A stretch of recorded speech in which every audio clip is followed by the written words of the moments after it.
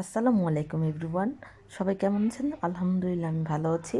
এটা হচ্ছে আমাদের ঈদের ট্যুরের সেকেন্ড ডে। সো আমরা সেকেন্ড ডে ডিসাইড করে একটা রিসোর্টে যাব। সো এটা হচ্ছে আমাদের সেই রিসোর্টটার নাম হচ্ছে এক্সেসাইলো রিসোর্ট। এটা সিলেট শহর থেকে আসতে প্রায় 30 থেকে 45 মিনিট লাগে এই রিসোর্টটা আসতে। এটা হচ্ছে ওনাদের রিসেপশনটা। তো আমরা রিসেপশনের কিছু ফর্মালিটি পূরণ করে আমরা আমাদের রুমের দিকে অগ্রসর হই। এই রিসোর্টটা অনেক বড়, বলতে গেলে অনেক বড়, হেঁটে মানে শেষ করা যাবে না। আর পরিবেশ যদি বলেন, ন্যাচারাল পরিবেশ বা অনেক গাছ টাছ আছে, কিন্তু এই রিসোর্টের অনেক কিছু প্রবলেমও আছে যেগুলো আমি আপনাদের একটু পরে শেয়ার করছি। যাই হোক, এটা হচ্ছে আমরা আমাদের রুমে দিয়ে গেলাম। এটা যে আমাদের কটেজ, এখানে আমরা 4টা রুম নিয়েছি। পার রাইট রুম ভাড়া পড়েছে 3000 করে, আর ডাবল বেডের রুমে ভাড়া পড়েছে আমাদের 4000 করে।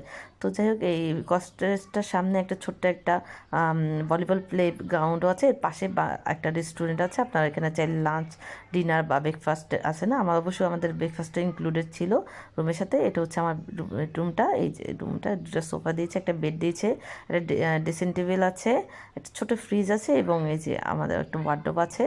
আর এই তো আমি ওয়াশরুমটা আমি আপনাদের দেখাচ্ছি। এটা হচ্ছে ওদের ওয়াশরুম। তো আমি যদি বলি এই রিসোর্টটার সম্পর্কে, এই রিসোর্টটা আসলে আমার কাছে অতটা পরিষ্কার পরিচ্ছন্ন লাগেনি। আমরা যখন কলে পানি ছেড়েছিলাম, পানিগুলো অনেক ময়লা ছিল। আর এখানে স্টাফ বলে বলে অনেক বেশি প্রফেশনাল, ওনারা ছোটো ছোটো জিনিসও ওনারা চার্জ করতেছিল। এটা যাই হোক, আমার রুমের সাথে একটা ছোটো একটা বারান্দা দিয়েছে। এটা হচ্ছে বারান্দা। তো আমরা সব কিছু লাকেজ ট্যাকেজ রেখে একটু ফ্রেশ হওয়ার জন্য সুইমিং পুলে এখানে গেলাম, যেহেতু অনেক গরম ছিল। তো আমি সুইমিং পুলের আশপাশে ছোটোখাটো একটু ভিডিও করলাম। আমাদের এই সুইমিং পুলের পাশে একটা ছোটোখাটো আরেকটা জিমের সেকশন আছে, সেটা যে আমি আপনাদের দেখাচ্ছি। যারা হেলথ কনসিয়াস তারা এখানে জিম করতে পারে। তো আমরা যেহেতু করি না, আমরা সময় খুবই শর্ট ছিল, আমরা লাগেজ রেখে পানিতে নেমে গেছি গোসলের জন্য। এই বাচ্চারা অনেক এক্সাইটেড ছিল পানিতে নামার জন্য। যাই হোক, এই যে সবাই পানিতে নেমেছে। পানি নামার পর আমার মাথায় একটা আইডিয়া আসলো, তাহলে একটা কম্পিটিশন দিলাম। আমার বড় দুলাভাই, আমার মেজো দুলাভাই, আমার হাজব্যান্ড, আমার ভাই আর আমার একটা কাজিনের মধ্যে। তো কম্পিটিশনের মধ্যে আমার হাজব্যান্ড ফার্স্ট হয়, আমার বড় দুলাভাই সেকেন্ড, আর আমার মেজো দুলাভাই থার্ড হয়। এই যে আমার হাজব্যান্ড, এটা আমার বড় দুলাভাই, এটা আমার মেজো দুলাভাই। আর আমার যে ছোটো দুইটা ভাই, ওটার অবস্থা খারাপ হয়ে যায় পানি খেয়ে। এত পরিমাণ ওনাদের সাথে কম্পিটিশন দিতে পানি খেলো। এটা হচ্ছে ওনাদের লাঞ্চ সেক্টরটা। আমরা লাঞ্চের জন্য 2 ঘন্টা আগে বলে যাই যে কী খাবো না খাবো, তারপরও ওনারা টাইম মতো আমাদের ফুড প্রোভাইড করতে পারেনি।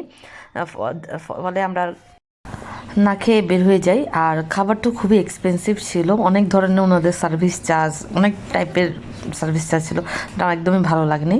যাই হোক, এরপরে আমরা আমাদের গন্তব্যস্থল জাফলংয়ের জন্য বের হয়ে গেলাম। বাট ওই দুপুরে লাঞ্চের কারণে আমাদের অনেক দেরি হয়ে যায়, এখানে পৌঁছাতে পৌঁছাতে আমাদের সন্ধ্যা হয়ে যায়। এর ফলে আমি আর কোনো ভিডিও এখানে করতে পারিনি। এরপরে আমরা ব্যাক করার সময় অনেক ক্ষুধা লাগে। তো আমরা এই তারুমিয়া রেস্টুরেন্টে যাই। এই রেস্টুরেন্টটা আমার কাছে একটা জিনিস ভালো লেগেছে, ওনার এখানে একটা বোর্ড আছে, যেটা আমি ভিডিও করেছি, যে যাদের টাকা পয়সা নেই তারা না খেয়েও, টাকা না দিয়েও খেতে পারবে। তো যাই হোক, লাস্টের দিকে বাচ্চাটা একটু মজা করলো। এটা ছিল আমাদের আজকে সারাদিনের ব্লগ।